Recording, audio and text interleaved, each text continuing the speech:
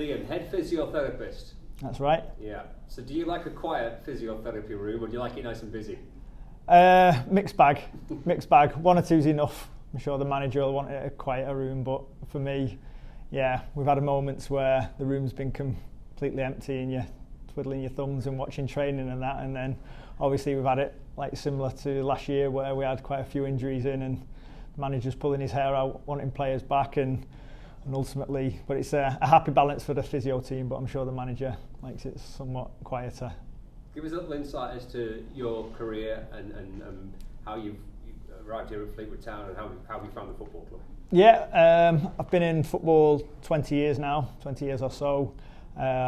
Did my undergrad degree at the University of Salford in sports rehabilitation, and then got my first job not long after I graduated at Hull City. We were in League Two at the time, and during that time at Hull went on to do my chartered physiotherapy degree.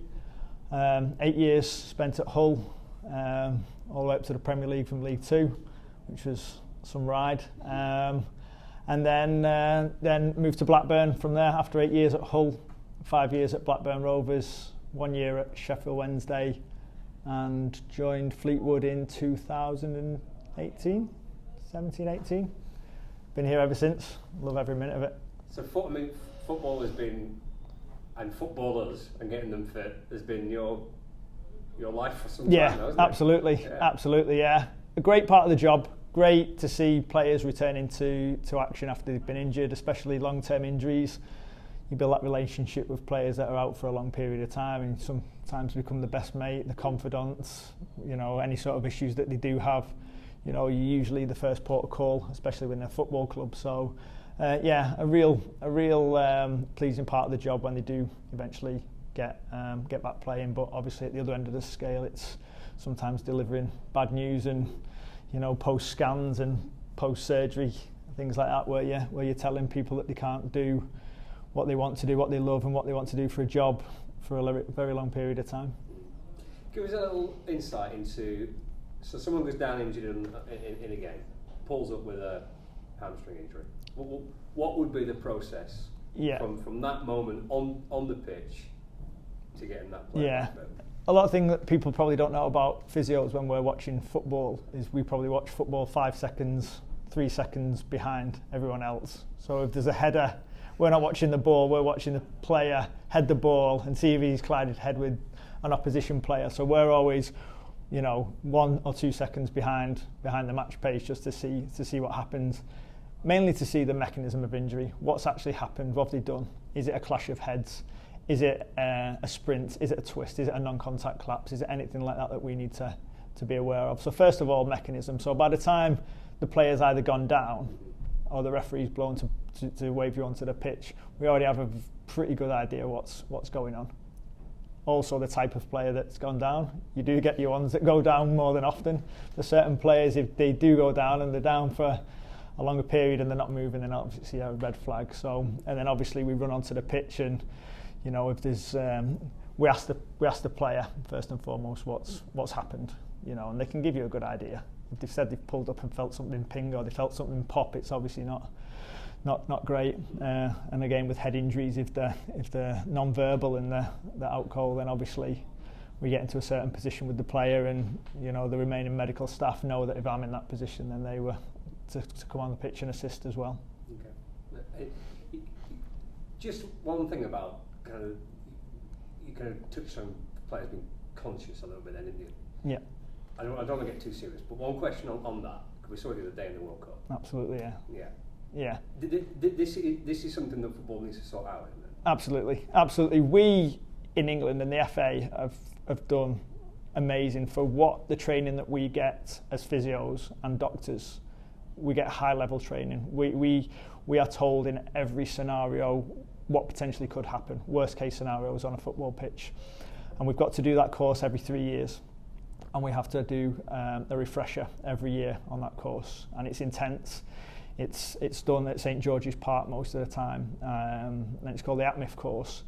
And you're completely right in regards to the situations when we watch, and like I say, if we're watching a game on TV and you see a head injury, you're always watching what the medical staff do, how are they trained to do it. And we're in a position where I believe in England that we're trained well to deal with it. But then obviously there's the bigger part of it of what happens afterwards. What can we bring in to reduce these concussions? What can we do to aid, the players ultimately to avoid any sort of further risk, once they've had this head injury? Because a lot of the times you can see a player will go up for a header, clash heads, and you'll go onto him and he'll say, oh, my head hurts, or I've got a headache, and it might just be a headache, but obviously a headache is a sign of concussion. So we don't want to be pulling every player off for a clash of heads, but at the same time, if there's something serious, then it obviously needs to be assessed properly, potentially like they do in rugby, where they can have a concussion check, ultimately 5 minutes, and then ultimately bring them back onto the pitch if deemed fit by the doctor or relevant medical professional. It seems quite a straightforward solution, doesn't it? It doesn't look to the naked eye. It doesn't look different. It could be simply put in place. There's obviously new things being put in place now with the number of substitutes coming in, and obviously the concussion substitutes. Why not just give that extra bit of time to be allowed to be assessed? You put a temporary substitution on, and then obviously if the player's okay, then that temporary substitution comes off the field. There's obviously grey areas. It's not as straightforward as that is. If that player then gets injured when he's on the pitch, has he warmed up correctly? This player's then cooled down when he's been assessed in the concussion assessment. So there are a few grey areas, but I'm sure the right people sit down and discuss it. It could be a simple solution for it. Okay, let's get back to a bit more light-hearted stuff. No, it's good. So I quite like I don't want to name names, but I quite like the idea that obviously there'll be some players that perhaps go down a little bit easier than others. And I quite like the idea that you could spot it a little bit. Oh yeah, especially when you've been at a club for a long time, you sort of know the ones that may roll around, and there's certain players that have got the hard man reputation that you do know if they do go down, they're the ones that but you can't be sort of the boy that cried wolf. You've always got to be on your A game, because on one occasion where you think, oh, he's down again, and it's something serious, so you need to be right on, make sure it's not. Yeah. Have you experienced moments where some players have? So I think I've pulled a calf muscle or whatever, and it ends up being something completely different. You know what I mean? Sometimes players. Oh yeah, we've had players. We've had players. I'll not name names. No. But he's played at a high level. Has been stretchered off on a Saturday, and then trained by the Tuesday. So he's getting the standing ovation off the crowd, clapping from the stretcher, thinking he's broke his foot. All stretchered off to the hospital, all clear. Feels great. Little bit of treatment on Monday, trained on Tuesday. Got the guard of honour off the lads on the Tuesday at training. It must bring a bit of a smile to you. It always happens. It does happen. But we'd much rather it be like that, where if they feel injured and there's it's nothing serious. We'd much rather have it like that than actually showing something serious. Yeah. How much has it developed then? I mean, you mentioned when you were starting out all those years ago. Oh yeah. I mean, processes and absolutely, science behind it must be incredible now. Yeah, everything now is data driven. So the players, I'm sure the players from the moment they walk through the door, even before they've walked through the door, they're giving information on how they're feeling, how the body feels, how they've slept the night before, how they've been eating, how much fluids they've had. So we've already got a good idea about how players come in before they're even in the door.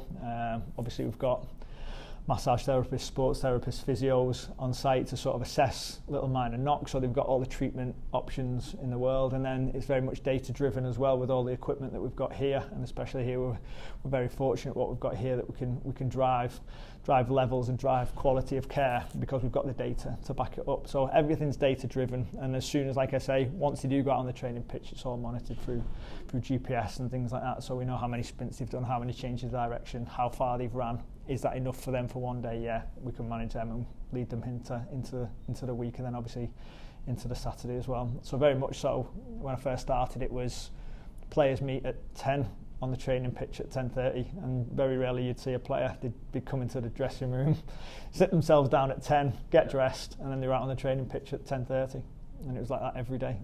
And that's how it was, and 20 years later it's very much very, very different. Yeah, I suppose a lot of all this GPS stuff and all this data stuff is presumably eliminating players getting to a point where they're more likely to be injured. Is that absolutely? And driving standards as well. Obviously you can compare positions as well from a manager, from a coach's point of view. You can see what sort of how far a certain position's ran, or how how far you want him to run in that game, and obviously set challenges, set demands from that point of view as well. But like I say, from our point of view, the data's there. We already know how our players feeling before they've even come into the building, so it gives us a massive advantage to plan their week, to plan their day, ultimately to be ready for the Saturday's game.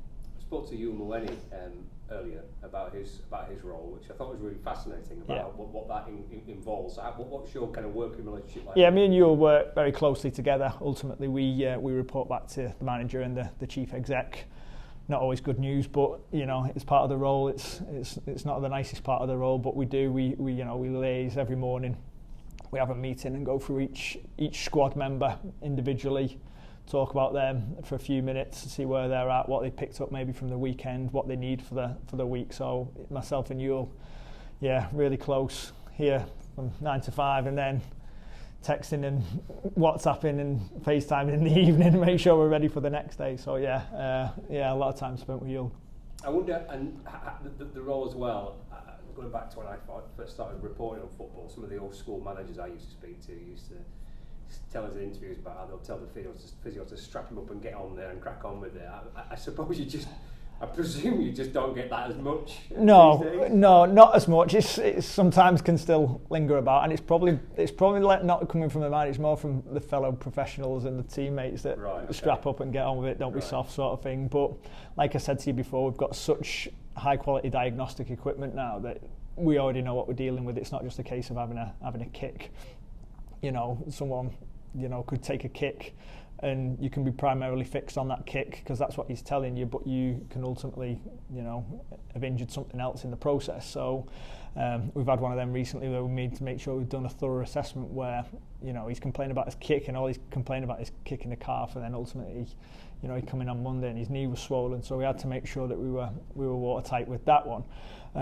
But it is long gone. Like I said, the diagnostics is there. You get instant access to scans nowadays, and we've obviously got a club doctor here that's a sports and exercise medicine specialist that can literally ultrasound scan them on the day if necessary, after the match, Sunday, even the following Monday. So they've always got a good idea with what they're dealing with, rather than it just being it's just this, or don't be soft sort of thing. So I think them days are long gone. I mean, obviously dressing rooms can be pretty brutal places, can't they? But how much do you kind of detach from all that, because your primary focus is the health of the person? Absolutely, yeah. The health is the most primary care, and we will always, it's for a physio. You work for a football club, but you're dealing with the player, and the player comes first. So we need to make sure ethically that we're looking after the player and has his best interests at heart, but also see the bigger picture from a football club's point of view as well. And who looks after the physio? His wife, occasionally. Wife and daughter, definitely. They look after me, definitely. No, we've got a strong group. We've got a great network of physios and staff at the football club, so we bounce off one another and get each other through the tough times and enjoy the good times.